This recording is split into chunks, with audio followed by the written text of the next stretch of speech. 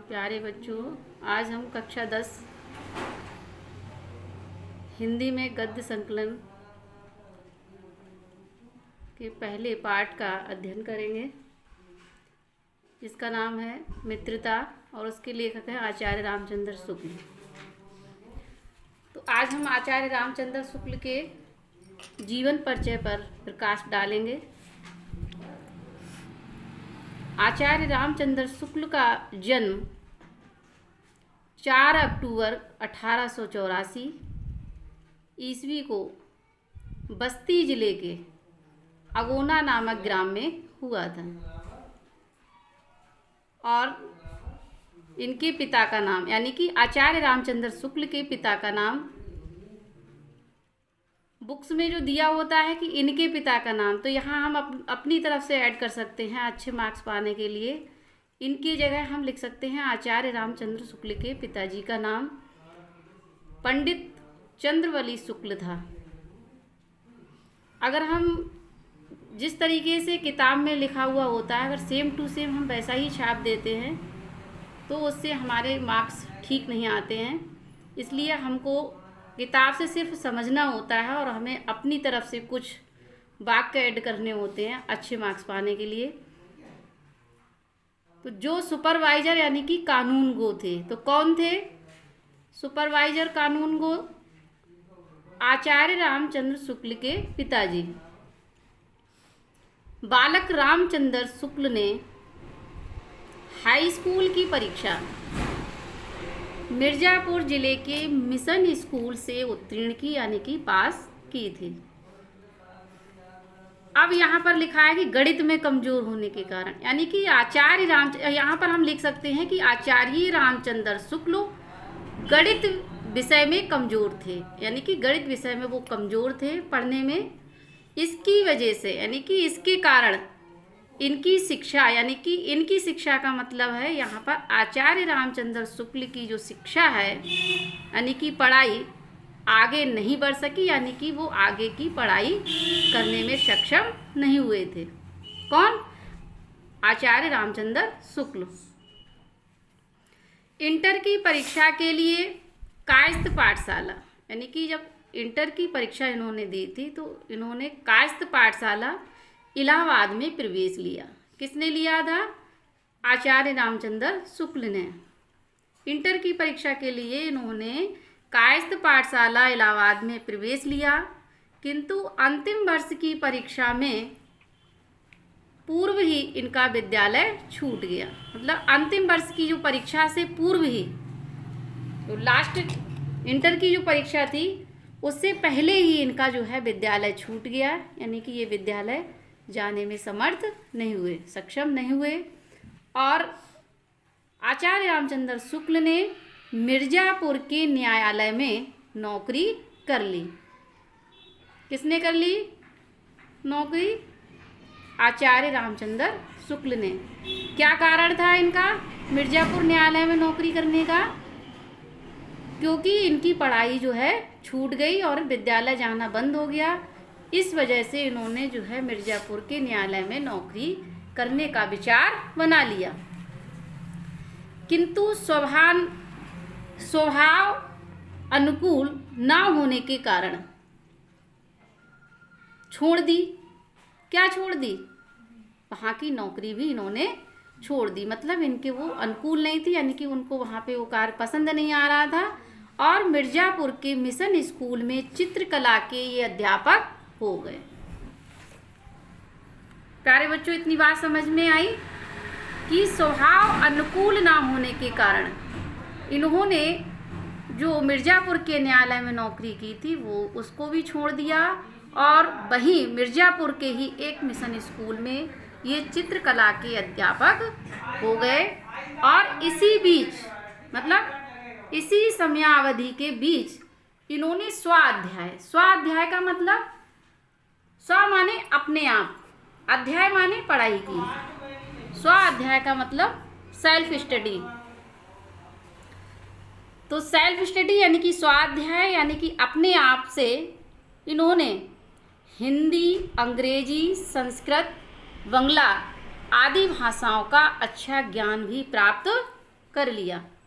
अब ध्यान देने की बात है कि इनके जीवन में कितनी घटनाएं घटी। अब एक बार हम शुरू से फिर से विचार कर लेते हैं, जिससे कि आप लोगों को जीवन परिचय हमारे पढ़ाते समय ही आपको अच्छी तरीके से याद हो जाए। तो इसलिए आगे ना पढ़ करके हम एक बार शुरू से ही इसको रिवाइज करेंगे कि आचार्य रामचंद्र शुक्ल जो थे एक प्रतिभा संपन्न साहित्यकार थे। हिंदी के एक प्रतिभा संपन्न साहित्यकार थे और इनका जन्म जो था, आचार्य रामचंद्र शुक्ल का जन्म 4 अक्टूबर 1884 ईस्वी में बस्ती जिले के अगुना नामक गांव में हुआ था। ग्राम में हुआ था, यानी कि गांव में हुआ था। और आचार्य रामचंद्र शुक्ल के जो पिता थे उनका नाम श्री पंडित चंद्रवली शुक्ल था। और आप अपनी तरफ से इसको ऐड करके लिख सकते हैं, किताब की भाषा में नहीं। आचार्य रामचंद्र शुक्ल के जो पिता थे वो सुपरवाइजर यानी कि कानूनगो थे। और जो आचार्य रामचंद्र शुक्ल ने हाई स्कूल की परीक्षा मिर्ज़ापुर ज़िले के मिशन स्कूल से पास की। ज़रूरी नहीं है उसमें उत्तीर्ण लिखा है तो हम भी उत्तीर्ण लिखें, हम वहाँ कोई भी शब्द यूज कर सकते हैं अपनी तरफ से। लेकिन ये गणित सब्जेक्ट में कमज़ोर थे। आचार्य रामचंद्र शुक्ल का जो गणित विषय था वो कमज़ोर था। इसकी वजह से इनकी पढ़ाई जो है आगे बहुत ही अच्छे ढंग से सुचारू रूप से नहीं चल पाई। और इन्होंने इंटर की परीक्षा जो थी वो कायस्थ पाठशाला इलाहाबाद में इन्होंने इंटर में प्रवेश ले लिया। और उस क्लास इंटर की जो अंतिम वर्ष की जो परीक्षा थी उसी समय इनका विद्यालय छूट गया, मतलब विद्यालय जाना इनका बंद हो गया। और इन्होंने जो है आचार्य रामचंद्र शुक्ल ने जो मिर्ज़ापुर न्यायालय में एक नौकरी कर ली, लेकिन वहाँ पर भी इनका मन नहीं लगा क्योंकि वो नौकरी इनके स्वभाव के अनुकूल नहीं थी। और आचार्य रामचंद्र शुक्ल का वहाँ मन ना लगने के कारण इन्होंने वहीं मिर्ज़ापुर में एक मिशन स्कूल था, जिस स्कूल का नाम क्या था, मिशन। उस स्कूल में ये चित्रकला के टीचर बन गए, शिक्षक बन गए, अध्यापक हो गए। और इसी बीच मतलब अध्यापक जब हो गए तो उसी समय इन्होंने क्या किया, स्वाध्याय किया, अपने आप से पढ़ाई की। और अपने आप से पढ़ाई करते करते ये जो है हिंदी का और अंग्रेजी विषय का, बांग्ला आदि भाषाओं का इन्होंने बहुत ही अच्छे ढंग से ज्ञान प्राप्त कर लिया। और जब इन्होंने इन भाषाओं का जब ज्ञान प्राप्त हो गया था तो इन्होंने पत्र पत्रिकाओं में लिखना भी आरंभ कर दिया। बाद में आचार्य रामचंद्र शुक्ल की नियुक्ति काशी हिंदू विश्वविद्यालय में हिंदी के प्रधानाध्यापक पद पर हो गई।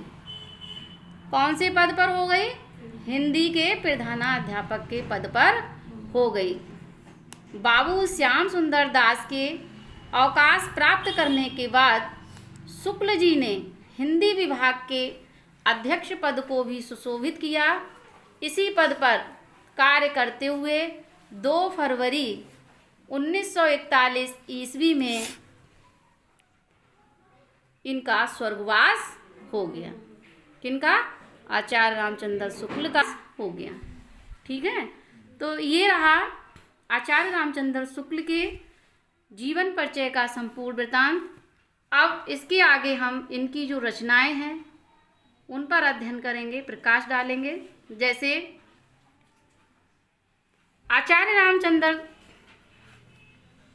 शुक्ल की कुछ निबंध हैं, इन्होंने कुछ निबंधों को भी लिखा है और इनकी कुछ रचनाएं हैं। जैसे आचार्य रामचंद्र शुक्ल जो थे ये एक उच्च कोटि के निबंधकार ही नहीं अपितु ये युग प्रवर्तक आलोचक भी रहे हैं। तो आचार्य रामचंद्र शुक्ल जो हैं ये निबंधकार ही नहीं थे बल्कि ये एक युग प्रवर्तक आलोचक भी हैं। इनकी प्रमुख रचनाएं इस प्रकार हैं। इनके निबंध जो हैं, तो इनका पहला निबंध है चिंतामणि और विचार वीथि। इसके बाद इतिहास में है हिंदी साहित्य का इतिहास। फिर इन्होंने कुछ आलोचनाएं की हैं, जैसे सूरदास, रसमीमांसा, त्रिवेणी आदि।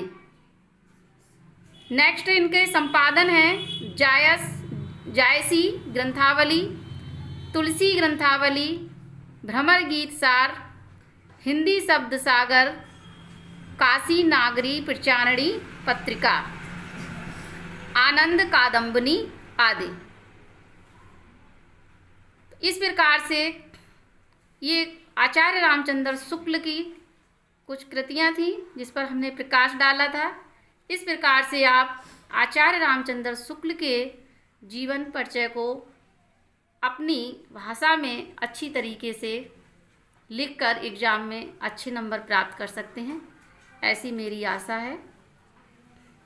धन्यवाद।